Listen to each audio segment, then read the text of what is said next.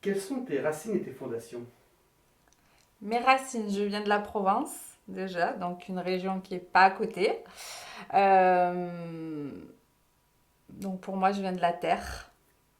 Je viens je vais pas dire d'une ethnie, mais de grands-parents espagnols, donc qui sont arrivés en France pendant la guerre. Donc voilà, donc j'ai une culture un peu hispanique avec des valeurs importantes par rapport à la famille. Voilà, oui, je m'estime une fille de la terre, tout simplement, et pas une citadine. Et qu'est-ce que tu peux me dire de tes parents? Mes parents, ma maman, surtout, parce que c'est celle que je connais le plus. C'est une femme que je dirais exceptionnelle, forte, qui a supporté beaucoup, beaucoup, beaucoup de choses tout au long de sa vie et qui est un exemple pour moi, même si aujourd'hui j'aimerais qu'elle se booste un peu en fait. Mais voilà, c'est une dame en toute simplicité, une rêveuse peut-être, ou une créative, donc une personne très sensible et qui du coup, bah, cette sensibilité des fois la rend triste aussi. Voilà. Et mon papa, j'ai pas trop, voilà, pas trop envie d'en parler. C'est pas quelqu'un que je connais plus que ça, donc de ce que je sais, c'est un homme simple qui vient de la terre aussi. Voilà, tout simplement. Et quand tu parles de ta maman, tu dis qu'elle est un côté créative, artistique, on sait ça, ou rêveuse? C'est ça, elle a fait des études de coiffure, donc il y a le côté créatif dans la coiffure. Elle aimait beaucoup dessiner, mais elle a jamais été au-delà par manque de confiance en elle, tout simplement. Et oui, sensible, elle est très... oui, une petite phrase peut déclencher une émotion, qu'elle soit positive ou négative. Et du coup, voilà, je sais pas comment, je saurais pas comment l'expliquer, mais elle n'a pas conscience de ses valeurs et de sa force. Voilà. Et qu'est-ce que tu as appris, peut-être plus d'elle que de tes parents dans le sens que... Qu'est-ce que j'ai appris d'elle? Euh, L'amour. L'amour de la famille, l'amour des enfants, peut-être le dessin. Parce que je suis aussi quelqu'un qui aime dessiner, même si je ne sais pas dessiner. Euh, la force de me battre pas dans la violence, mais me battre pour affronter les choses et aller vers le point auquel je veux aller. Et le point négatif que j'ai appris de ma mère, c'est ne pas avoir confiance en soi, tout simplement. Voilà, qu'est-ce que j'ai appris d'elle Non, je crois que la plus grosse chose que j'ai appris, c'est l'amour. Et même si tu ne connais pas beaucoup ton papa, est-ce que tu as appris quelque chose de lui quand même? J'ai dû prendre des traits de caractère parce que les gènes, on les a. Mais qu'est-ce que j'aurais pu prendre de lui La polyvalence, peut-être. Polyvalence dans le travail. Savoir retomber sur ses pattes à chaque fois qu'on change de travail, qu'on doit changer de voie. Ou, voilà. Je pense que ça doit venir de lui. Euh, je pense en tous les cas. Et le goût pour chiner. Voilà, j'aime bien chiner de temps en temps. Pas tout le temps, mais j'aime bien. Et puis mon métier s'y prête, donc voilà. Après, peut-être le physique, j'en sais rien. Quel enfant tu étais? Quel enfant j'étais? Ah, faudrait poser la question à ma mère. Quel enfant j'étais? Alors, d'après elle, des fois un peu espiègle, mais assez gentille, a priori. Euh, J'avais une certaine joie de vivre. Et voilà, après j'étais une petite fille toute simple. Il n'y avait rien de transcendant. Tu as des frères et sœurs? Ah oui, j'en ai beaucoup. Alors, est-ce que tu peux m'en parler de tes... Oui, alors j'ai une petite sœur qui est plus grande que moi, mais elle est petite, qui est donc la fille de ma maman, puisqu'on est issus de familles recomposées chez nous. C'est une grande créative, pareil, une femme hyper forte, dont je suis très fière. Et elle a un seul problème, et c'est le problème commun, c'est son manque de confiance en elle. Voilà. Et le dessin. Le dessin, puisqu'elle, elle est plutôt styliste. Donc voilà, et je suis vraiment, vraiment, vraiment fière d'elle. C'est voilà, c'est une battante qui, pareil, a vécu des choses pas très simples et qui en vit encore, mais elle a toujours le sourire, elle a toujours, voilà, toujours envie de combattre. Donc voilà, ça c'est ma petite sœur. Et après j'ai plein de petits frères, de petites sœurs, ou grands frères et grandes sœurs, je sais pas. Du côté de mon papa, alors je les connais pas tous, je sais juste qu'il y en a un peu aux quatre coins du globe. Voilà. Non, après, bah, de ceux que je connais, j'ai un grand frère qui est restaurateur. J'ai une sœur qui est fleuriste. J'ai un autre frère qui aime la nature. Voilà, je pense que notre point commun, c'est vraiment bah, la terre. C'est ce que je disais tout à l'heure. On est issus de ce milieu-là et c'est, je dirais, le point commun qu'on a ensemble. Et tu as des rapports avec, alors avec ta sœur, j'imagine que oui, mais avec... Oui. Avec ma sœur, oui. Oui, oui. et quel rapport tu as avec elle et avec les autres en fait? Avec ma sœur, alors, quand on dit famille recomposée, normalement on dit demi-frère, demi-sœur. Nous, il n'y a pas de ça. Ça n'existe pas ce mot-là. Il n'y a pas de demi. On n'a pas un demi-sang ou un demi-cœur. Donc on est vraiment des sœurs à part entière. La vie a fait qu'on s'est perdu à un moment donné dans notre vie.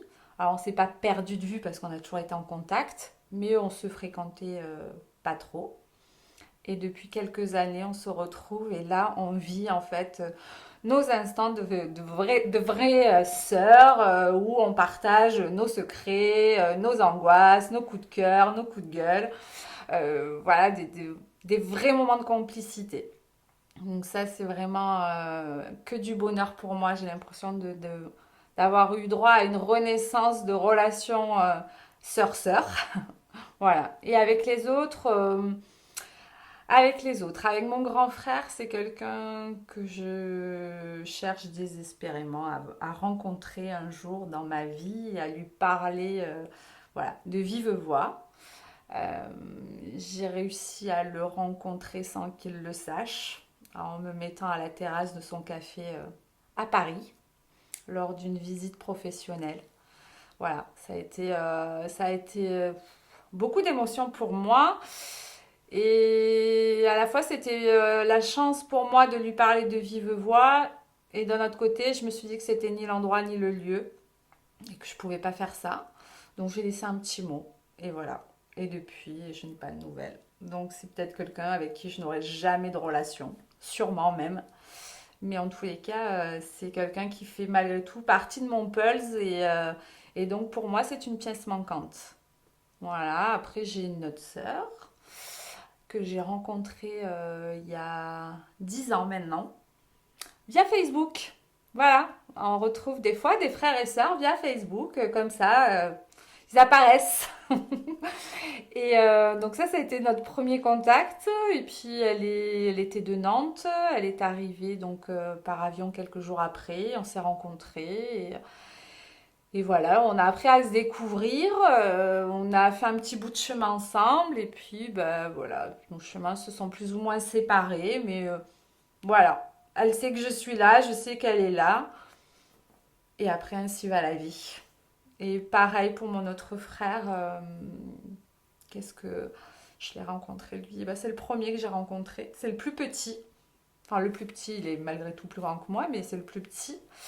Je l'ai rencontré en tout premier il y a des années, je devais avoir 14 ans peut-être, je sais plus.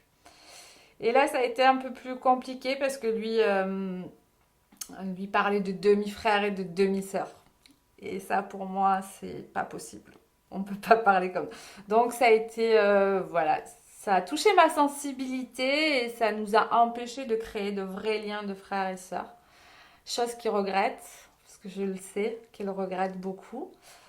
Mais du coup, moi aussi, j'ai évolué et voilà. Mais ce qui n'empêche que, voilà, si demain il avait quoi que ce soit, je serais là. Mais après, voilà, on a chacun pris nos routes. Voilà pour mes frères et sœurs. Et après, peut-être qu'il y en a d'autres. Mais alors, je sais pas où ils sont. Et je les connais pas du tout. Tu parles de famille recomposée, donc il y a un beau papa, j'imagine. Il y a un beau papa, ouais. Est-ce que tu peux nous en parler? Ouais, c'est un sujet un peu dur, mais je peux en parler. Oui, j'ai eu un beau papa quand j'avais 4 ans. Ouais, je crois que c'est à peu près la période où il est arrivé dans ma vie.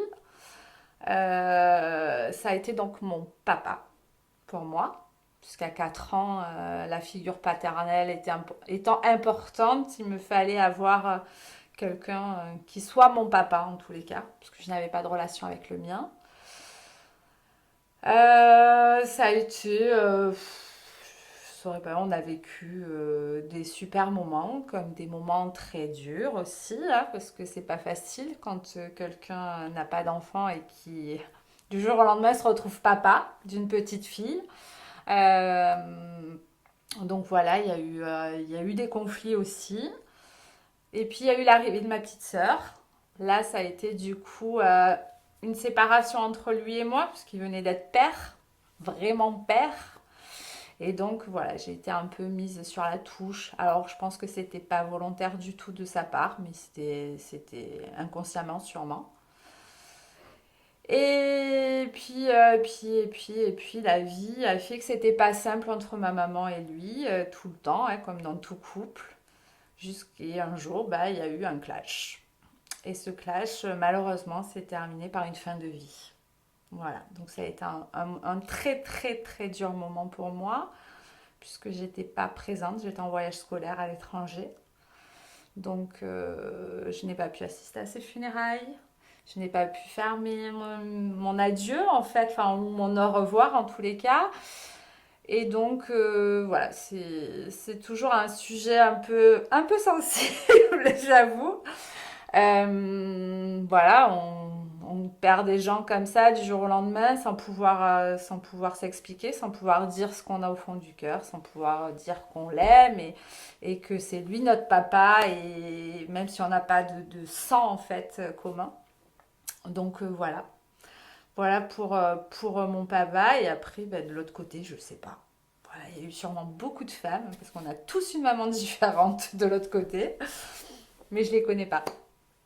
Est-ce que tu peux nous raconter un souvenir particulier de ton enfance qui t'aurait marqué? De mon enfance? Ah, alors, qu'est-ce qui m'a marqué? Il y a tellement de choses qui m'ont marqué en fait que je saurais pas trop dire. Euh, Mes vacances. Ouais, mes vacances d'été. C'était super. Toutes les années, on partait chez une amie de ma maman pendant 15 jours. C'était les grandes vacances. C'était aller au bord de la mer, faire des pique-niques tous les soirs sur la plage. Le dimanche, pareil, on partait toute la journée et c'était du matin au soir. On était sur la plage en train de manger. Les amis des uns arrivaient et tout le monde se regroupait et tout le monde partageait un repas ensemble. Et ça, c'était vraiment génial. C'était pas très loin de la maison. Mes parents n'avaient pas forcément les moyens qu'on puisse voyager, hein, donc c'était les seules vacances de l'année qu'on faisait en famille. Et c'était vraiment des vacances géniales. Et ça, c'est vraiment, oui, un beau souvenir pour moi. Quels étaient tes rêves quand tu étais petite? J'en avais beaucoup. Je rêvais d'un papa, forcément, d'une famille parfaite, où on passe des dimanches ensemble, où on rit tout le temps, un peu le monde des bisounours. Je rêvais de quoi? Je rêvais de faire du cheval. Voilà. Euh, Je rêvais d'être dans la marine, je rêvais d'être inspecteur de police, je rêvais d'être photographe, je rêvais tout le temps de voyage. Voilà, qu'est-ce que je... Ouais, enfin, une rêveuse dans toute sa splendeur. Ouais, je rêvais d'un mariage parfait, de pouvoir créer, enfin, oui, de voir naître ma propre famille et d'un grand mariage, de plein d'amis, de grandes fêtes. Voilà, tout ce que je rêvais. Mais tout ne s'est pas réalisé. Ou pas encore. J'ai encore de l'espoir.